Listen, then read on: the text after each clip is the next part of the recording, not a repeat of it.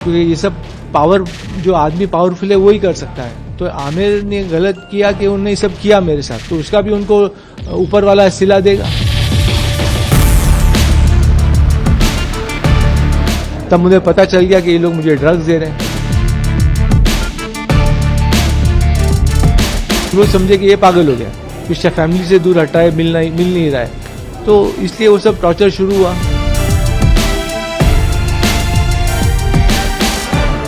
Action रहेगा आमिर और उनकी फैमिली के खिलाफ? देखिए, प्रताड़ित तो किया गया था क्योंकि मेरी शादी हुई थी 2002 में, जो 2002 में ही डिवोर्स हो गया था।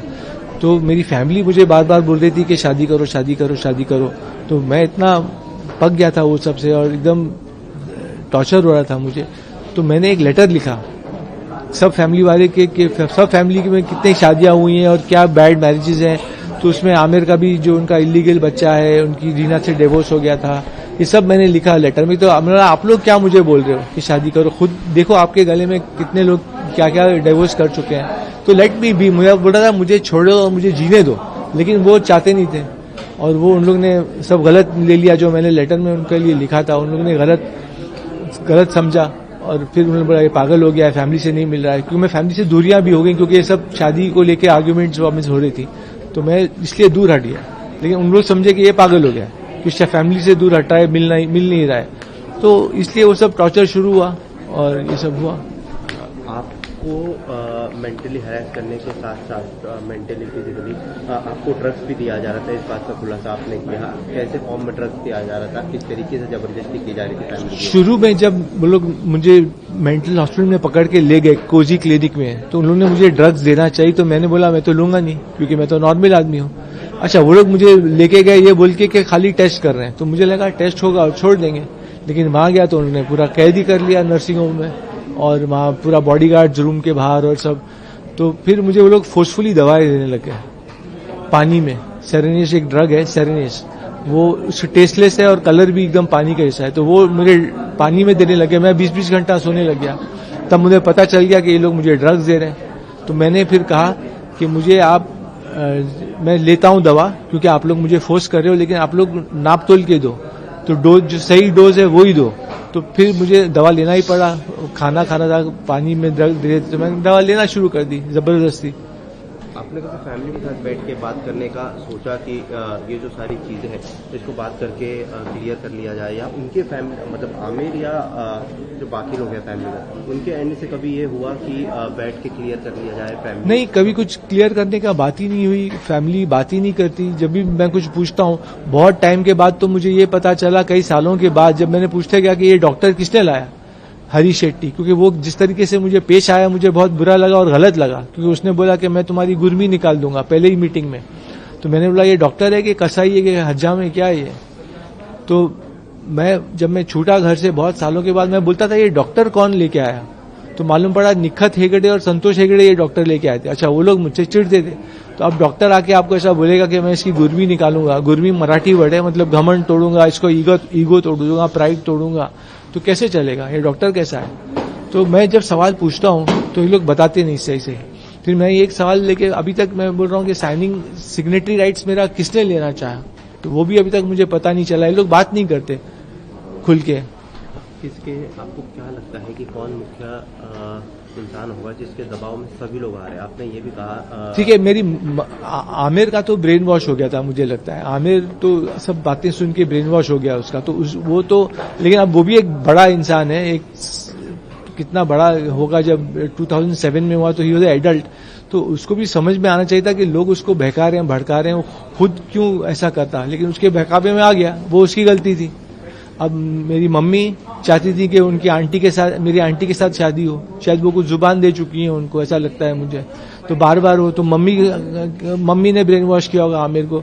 निखत हेगड़े और संतोष हेगड़े और इम्तियाज जो वो आंटी का भाई है, वो सब लोगों ने मिलकर आमिर को ब्रेन वॉश कर दिया।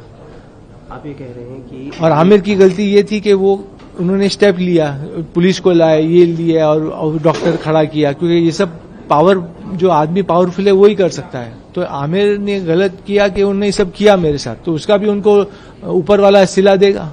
मम्मी के बातों में आकर आमिर ने स्टेप उठाया, ऐसा आपको लग रहा है? मम्मी, निखत, मेरी बहन, बड़ी बहन निखत, संतोष हेगड़े, इम्तियाज, ये सब लोगों के बहकावे में आके आमिर ने कदम उठा लिया।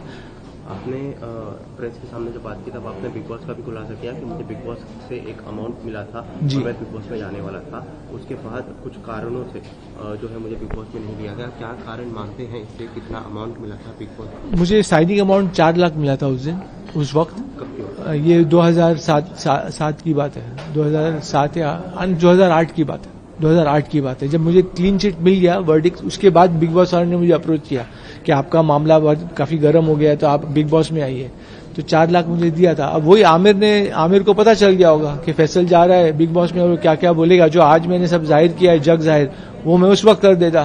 तो आमिर ने बोला इसको भेजो ही मत, तो उसको हटा दिया वहां से। भी बिग बॉस की टीम से ये सारी चीजों पर बात करके इसका सोल्यूशन निकालना चाहते हैं? नहीं, बिग बॉस वाले आप मानेंगे नहीं, अभी तक कुछ दिन पहले तक मुझे चाह रहे हैं लेना, हर साल वो आ जाते हैं मेरे पास, लेकिन मेरा नेचर नहीं है कि मैं लड़ाई झगड़ा करूं और वो उस टाइप के शो में जाऊं, तो मैं खुद नहीं जा रहा हूं अभी। उस वक्त तो पैसे की जरूरत थी तो चला गया था, मैं जाना चाह रहा था, लेकिन अब तो ऊपर अभी तो वो दिक्कत नहीं है कि पैसे की जरूरत नहीं है, तो क्यों जाऊंगा। अब आपका गुजारा कैसे होता है? आपने ये कहा कि नौकरी दी गई थी आमिर की ओर से, 30,000 सैलरी जी। थी, उसके बाद एक अमाउंट जो है वो दिया जा रहा था क्योंकि नौकरी से निकाल दिया था। क्या अमाउंट, कितना अमाउंट था? अब आपका गुजारा कैसे नहीं, वो होता है? धीरे धीरे बढ़ते भी जा रहा था, 30,000 से स्टार्ट किया, फिर थोड़ा बड़ा वो अमाउंट, और अभी तो फिर मेरे पास कुछ सेविंग्स हैं, तो सेविंग से मैं चला रहा हूँ, और काफी मैंने सेंसिबली जो अमाउंट मिलता था उससे मैं बचाता भी रहता था, तो मैंने कुछ सेविंग्स हो गई हैं। उनकी शादी भी हुई है, आपने कहा बच्चे भी है, जी। उस बारे में कुछ बताइए कि क्या जानकारी अब तक आपके पास आई है? जी, उनका जब उनकी शादी रीना से टूटी 2002 में, 2002 में शायद, हाँ, तो उस वक्त ही उनका एक अफेयर हो गया था एक जर्नलिस्ट के साथ, जेसिका हाइंस। तो उसके साथ उनका आउट ऑफ वेडलॉक, मतलब बगैर शादी के एक बच्चा भी पैदा हो गया। तो ये सब सच है। तो उस वक्त मैं ये देखता था कि ये सब माहौल हो रहा है और आमिर भी एक सही तरीके से जिंदगी नहीं जी रहा है मेरे हिसाब से, क्योंकि अगर ये सब गलत बातें होंगी तो सही कहाँ हुआ। तो मैं तो उसके खिलाफ था कि ये सब हो रहा है उसकी जिंदगी में। तब आपने बात करने की कोशिश की आमिर से इस बारे में, क्योंकि गलत हो रहा है ये आपको भी पता है, तब आपने कोशिश की थी आमिर के साथ बात नहीं, करने? आमिर के पास टाइम ही नहीं है, आमिर करके भूल जाता है, फिर वो अपना जिंदगी में खो जाता है और कुछ करते रहता है। तो आमिर ने जुल्म किया और वो भूल गया। एक आखिरी सवाल, अब आपका वर्तमान में क्या स्टैंड है आमिर के लिए?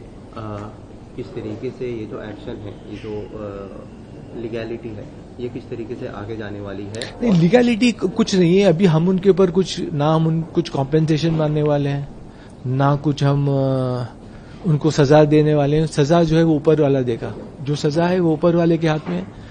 हम खाली ये लीगली हम टाइज कट करेंगे, क्योंकि अभी तो मैंने एक पब्लिक नोटिस जाहिर किया जो लीगल नहीं है, ये वो मेरी तरफ से है, लेकिन हम बाकायदा लीगली कट करेंगे टाइज। वो हमारा नेक्स्ट स्टेप रहेगा, जो रिट पिटीशन फाइल करेंगे हम 1 महीने के बाद।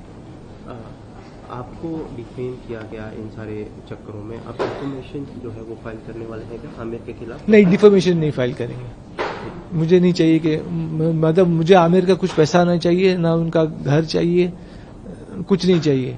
और आमिर ने एक इंटरव्यू दिया था कुछ दिन पहले, और उन्होंने कहा था कि मैं फैसल को हर चीज अगर मेरे हाथ में होता तो मैं फैसल को घर देता, गाड़ी देता, शोहरत, नाम देता और हर चीज देता। कुछ एक इंटरव्यू हुआ था कुछ दिन पहले।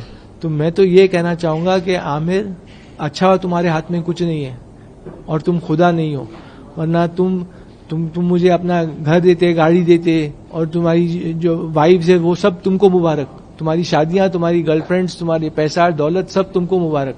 मेरे को कुछ नहीं चाहिए, जो तुम्हारा है वो तुम अपनी जिंदगी जियो, और मैं अपनी जिंदगी चैन सुकून से खुशी से दे रहा हूं, मुझे जीने दो।